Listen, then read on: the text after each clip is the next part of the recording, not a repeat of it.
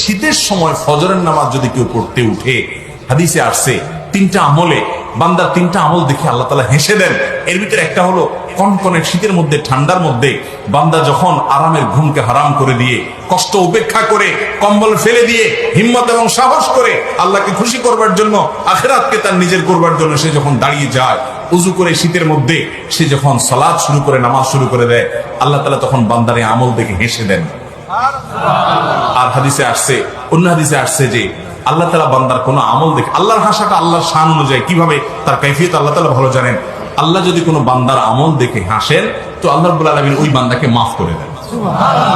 এই আমলটা শীতের সময় করার সুযোগ আছে। যুবক ভাইরা, ফজর নামাজ জামাতের সাথে পড়বো তো ইনশাআল্লাহ। ফরজ নামাজ পড়তেই হবে, এটা কোনো অবস্থাতে কম্প্রোমাইজ নাই। নামাজ এমন এক বিষয়, যুদ্ধের ময়দানে, রণাঙ্গনে পর্যন্ত সলাতুল খৌফ পড়তে হবে। এক রাকাত করে ভেঙে ভেঙে নামাজ পড়বে প্রয়োজনে, তারপর নামাজ পড়তে হবে। কারোর সতর ঢাকার মতো কিচ্ছু নাই, ওই অবস্থায় নামাজ পড়তে হবে। কেবলা কোন দিকে জানে না, আন্দাজ করে পড়তে হবে।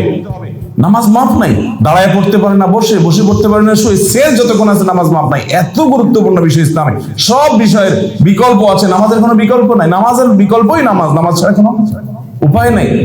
অতএব আমার ফরজ নামাজ পড়তে হবে। গোসল ফরজ হয়ে গেছে, অপবিত্র অবস্থায় নামাজ পড়া জায়েজ নাই, বিধায় আমাকে তাদের কাছ থেকে চেয়ে কাপড় নিতে হবে, গামছা নিতে হবে। তারা জেনে যাবে, জেনে যাক, কিচ্ছু আসে যায় না। হ্যাঁ, একটু লজ্জা লাগবে, লাগুক। এই লজ্জাকে জয় করতে হবে। এটাকে বলা হয় সৎ সাহস। এটাকে বলে কি? এটাকে বলে সাহসী। নামাজ না পড়ে 14 বার জানাজার নামাজ পড়ালেও সে ব্যক্তি জান্নাতে যেতে পারবে না। বেনামাজি ব্যক্তি, হাদিসের পরিভাষা তাকে কাফের বলা হচ্ছে। কি বলা হচ্ছে? তাহলে এখন কি করব? তওবা করে ফিরে এসে কাজা আদায় করার চেষ্টা করবো ইনশাআল্লাহ। এখন থেকে যেন কোনো নামাজ কাজা না হয় এবং ছুটে না যায়, আল্লাহ পাক যেন সেভাবে নামাজ পড়ার তৌফিক দান করেন। এবং নামাজ 4G 3G 5G হবে না, নামাজ ধীর স্থির ভাবে হবে। প্রত্যেকটা বিষয় উপলব্ধি করে সালাত আদায় করবো ইনশাআল্লাহ। আর নামাজের মধ্যে আমরা যা পড়ি এর অর্থগুলো বোঝার চেষ্টা করবো ইনশাআল্লাহ। পরিবারে প্রত্যেক সদস্যকে নামাজি হইতেই হবে। নামাজ নাই ইসলাম নাই, সোজা কথা। নামাজ নাই ওর ভাত বন্ধ, নামাজ নাই ওর খরচাপাতি দেওয়া বন্ধ, নামাজ নাই আমার ছেলের সাথে আমার কোনো সম্পর্ক নাই, নামাজ নাই আমার মেয়ের সাথে আমার কোনো আতাত পীড়িত নাই, নামাজ নাই আমার স্ত্রীর সাথে আমার কোনো কোঠা বসা চলাফেরা নাই। একদম কঠোর হয়ে যান। পরিবার, আপনি কর্তা, আপনার এক কথায় পরিবার চলবে, এক কথায় উঠবে, এক কথায় বসবে। পরিবারের কর্তা আপনি, এক কথায় পরিবার উঠবে, এক কথায় বসবে। আল্লাহ আমাদেরকে পরিপূর্ণরূপে নামাজ পড়ার তৌফিক দান করুন। নামাজের প্রত্যেকটা বিষয় বুঝে বুঝে পড়লে এত মজা লাগে, এত স্বাদ লাগে, আপনি নামাজে ডুবে যাবেন। আর নবী সাল্লাল্লাহু আলাইহি ওয়াসাল্লাম কিভাবে সারা রাত নামাজ পড়তে পারেন, রাতের একটা লম্বা অংশ কেমন করে নামাজ পড়তে পারতেন? কারণ তিনি তো ফিল করতেন কি পড়তেছেন। তার তো ক্লান্তি লাগতো না।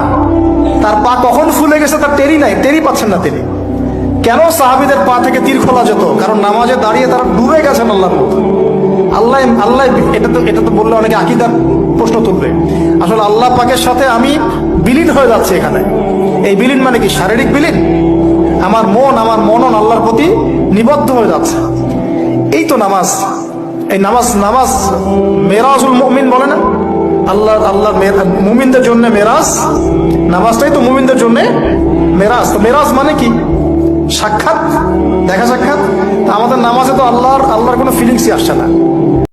একটা হাদিসে নবীজি বলছেন, মান তারাকা সালাতান মুতাআম্মিদান ফাকাদ কাফার। কেউ যদি ইচ্ছাকৃতভাবে নামাজকে ছেড়ে দেয়, সে ব্যক্তি কিন্তু কুফরি করলো। কি করলো? আমরা যারা নামাজ পড়ছি না, আমরা কিন্তু কুফরির মধ্যে আছি। মুআয বিন জাবাল রাদিয়াল্লাহু আনহু নবীজি বলছেন, মান তারাকা সালাতান মুতাআম্মিদান ফাকাদ বারিআত মিন জিম্মাতিল্লাহ। কেউ যদি নামাজ ছেড়ে দেয়, ফরজ নামাজ তার উপর ছেড়ে দেয়, ত্যাগ করে, সে ব্যক্তি আল্লাহ জিম্মাদারি থেকে মুক্ত হয়ে গেল। আল্লাহ ছেড়ে দিয়েছেন তাকে, যাও।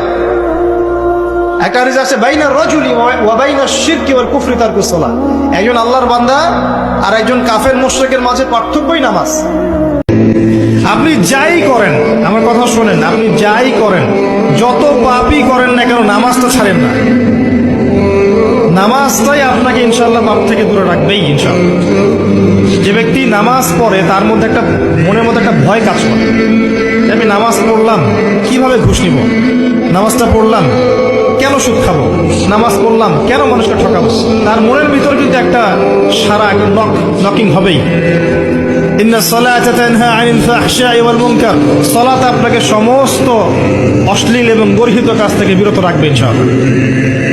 নামাজটা ছাড়েন না, যত পাপ করছেন করেন, আমি বলি নামাজ ছাড়েন না, ইনশাআল্লাহ একদিন নামাজই আপনাকে পাপ থেকে বের করে আনবে ইনশাআল্লাহ।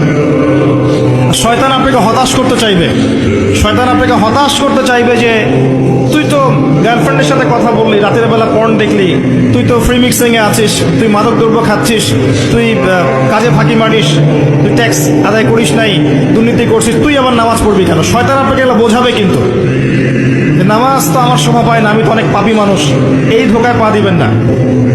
আপনি নামাজ কন্টিনিউ করতে থাকেন, ইনশাআল্লাহ আল্লাহ পাক আপনাকে পাপ থেকে বের করে আনবেন ইনশাআল্লাহ। নামাজ আছে যাদের, কুরবানি আছে তাদের। যে ব্যক্তি নামাজ পড়ে না, কুরবানি তার জন্য সফলতা বয়ে আনবে না। নামাজ আগে, কুরবানি পড়ে। আর আমাদের সমাজে এমন মানুষ আছে নামাজ পড়ে না কিন্তু লক্ষ লক্ষ টাকা দামের কুরবানি ছাড়ে না। সে দিন বুঝে না, সে ইসলাম বুঝে না, ইব্রাহিম আলাইহিস সালামকে দেওয়া সেই কুরবানির নীতি জানে না। এই কুরবানি তার জন্য কোনো সফলতা বয়ে আনবে না। নামাজ নাই, কুরবানি নাই। সবচেয়ে গুরুত্ব দিবেন ফজরের নামাজকে, এশার নামাজকে, আসরের নামাজকে। প্রত্যেকটা নামাজই গুরুত্বপূর্ণ, কিন্তু ফজর এশার জামাতটা বেশি গুরুত্বপূর্ণ। কারণ নবীজি বলেছেন দুটা নামাজ আছে যে নামাজের জামাতে শরীক হওয়া মুনাফিকদের জন্য খুব কঠিন। একটা হচ্ছে ফজর, একটা কি এশা। দুনিয়াতে আসছি কেন ভাই? আল্লাহর ইবাদত করতেই তো। এখানে এত তাড়াহুড়োর কি আছে? মানে নামাজটাকে আপনি সর্বোচ্চ গুরুত্ব দেন, কারণ কি এটা পড়ার জন্যই তো পৃথিবীতে এসেছে। ওয়ামা খালাকতুল জিন্না ওয়াল ইনসা ইল্লা যে ব্যক্তি নামাজ পড়ে না, আল্লাহর সাথে তার কোনো সম্পর্ক নেই, নো কানেকশন। আপনি যে কোনো কিছু চাচ্ছেন, সেজদায় পড়ে আল্লাহর সামনে আত্মসমর্পণ করেই চাইতে হবে। ওয়াসজুদ